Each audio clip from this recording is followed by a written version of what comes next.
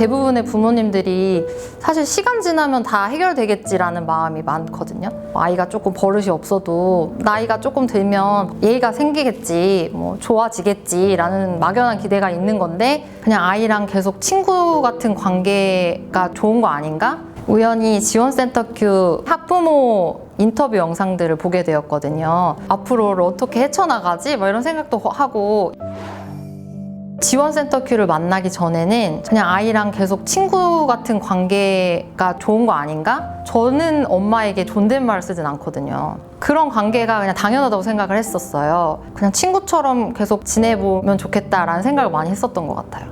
우연히 지원센터 큐 학부모 인터뷰 영상들을 보게 되었거든요. 정말 많은 고민들을 가지고 계셨던 분들인데 지원센터 큐를 만나고 나서부터 아이들과의 관계도 좋아졌고 가지고 있었던 고민들이 많이 해결됐다는 영상들을 많이 봤어요. 흔히 들어보진 못했던 케이스들이 많다 보니까 좀 놀라기도 했고 정말 저렇게 변할까? 라는 생각을 많이 했었거든요. 그때 이제 제가 지원센터 큐에 연락을 하게 된 이유는 저는 미래에 그렇게 되고 싶지 않은 마음이 가장 컸어요. 조금 문제가 있을 때 빨리 상담을 받고 빨리 해결을 하면 저와 아이의 관계도 좋아질 수도 있고 미래에 성장하는 데도 더 도움이 되지 않을까라는 생각이 들었어요.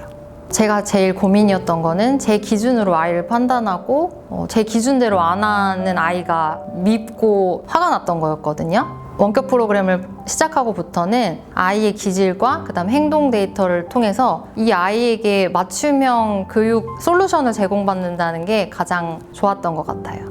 공부 때문에 아이랑 문제가 생겼었던 거였으니까 정말 다른 거로는 크게 문제가 없거든요, 저와 아이는. 근데 제가 자꾸 아이에게 기대하는 게 생기니까 아이도 그게 부담스럽고 갑자기 공부를 하라고 그러고 못하면 혼내고 기존의 엄마랑 다른 거죠. 처음에 원격 프로그램을 통해서 그 솔루션을 받을 때 아이에게 하루에 한 문제 정도만 문제를 풀게 하라고 얘기를 하시더라고요. 사실 그때 속으로 한 문제?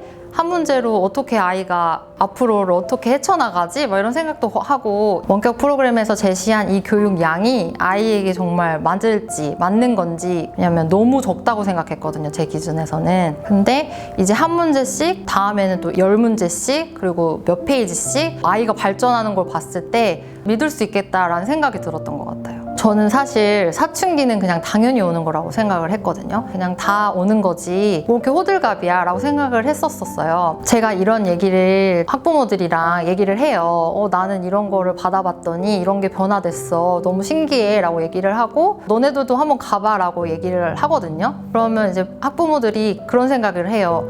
우리 아이는 심각하지 않아. 내 아이는 문제 그렇게 크지 않아 라고 생각을 하더라고요. 초등학교 때 이제 센터큐에 온 거잖아요. 그걸 생각을 해보면 근데 저는 문제가 커서 오는 것보다는 문제가 정말 작을 때 그거를 해결하는 게 더 중요하다고 생각을 해서 제가 이 프로그램을 한 게 아이의 미래에 이제 예방 차원에서 굉장히 좋은 선택이었다고 생각을 합니다. 저한테 이제 센터큐는 아이와 저의 관계를 되게 좋게 만들어준 감사한 존재입니다. 가이드 중에 가장 좋았던 게 뭐였냐면은 아이를 혼낼 때 되게 감정적으로 대하는 때가 많았어요. 제가 화가 나니까 그 화가 표출되고 아이는 귀신같이 그걸 알더라고요. 엄마가 기분이 나쁘구나. 엄마가 나한테 화가 났구나. 그때 이제 아무리 제가 무슨 말을 해도 아이는 받아들이지 않는 거예요. 왜냐면 엄마가 기분이 나쁘거든요. 그때는 조금 저도 컴다운하고 아이도 자기의 화를 좀 누그러뜨릴 시간이 필요하다고 말씀을 해주셨어요. 그래서 처음에는 사실 그 짜증나는 순간을 참는 게 굉장히 힘들었었거든요.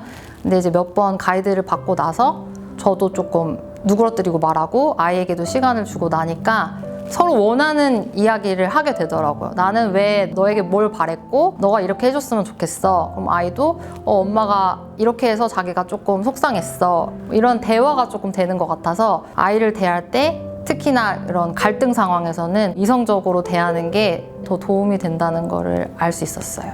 제가 소위 말하는 공부를 되게 많이 한 케이스다 보니까 왜 내가 공부를 했었지? 라는 생각을 많이 하거든요. 그러다 보니까 아이가 스스로 공부를 했으면 좋겠다는 마음이 강했어요. 어떤 꿈을 갖고 그 꿈을 이루기 위해서는 무슨 공부를 해야 한다는 거를 스스로 깨닫고 공부를 했으면 좋겠었어요. 저희 아이는 배우고 있지 않는 공부를 다른 아이들은 하고 있고 뒤처지지는 않을까? 이런 걱정을 많이 했던 것 같아요.